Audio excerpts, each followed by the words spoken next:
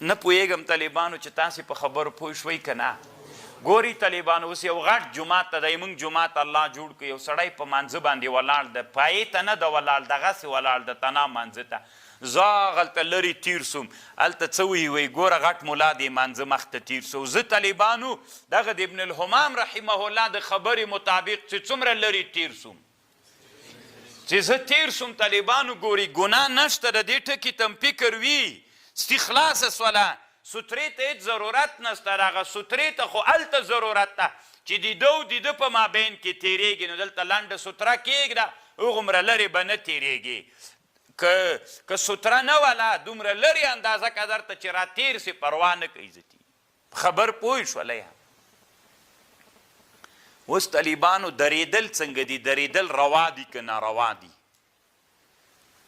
که یو سړی په مانځه ولاړ دی، یو سړی مخ ته ودرېد، دا تېرېدل نه دي طالبانو، دا ناروا نه ده.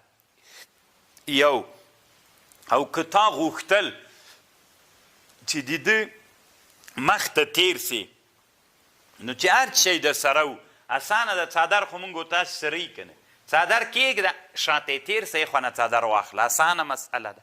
پنډه در سره وله، موبایل در سره و کېږده هغسې څنګ ته تېر سه، بس صحیح ده طالبانو.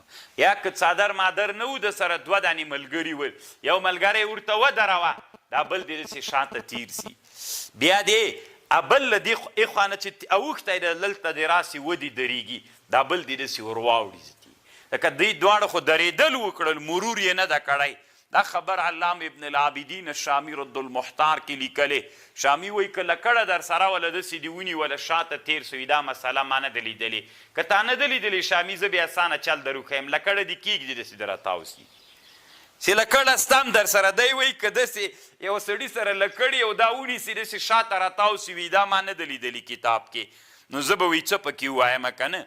نو میل اسانه ده، خو ته خپله لږ مخکې وایې چې یو شی در سره و کېږده، نو چې نه ده لیدلې لکړه کېږده هغسې راتاوسه تېر نه، خو اسانه شوله. په خبره خو پوهېږئ طالبانو که نه؟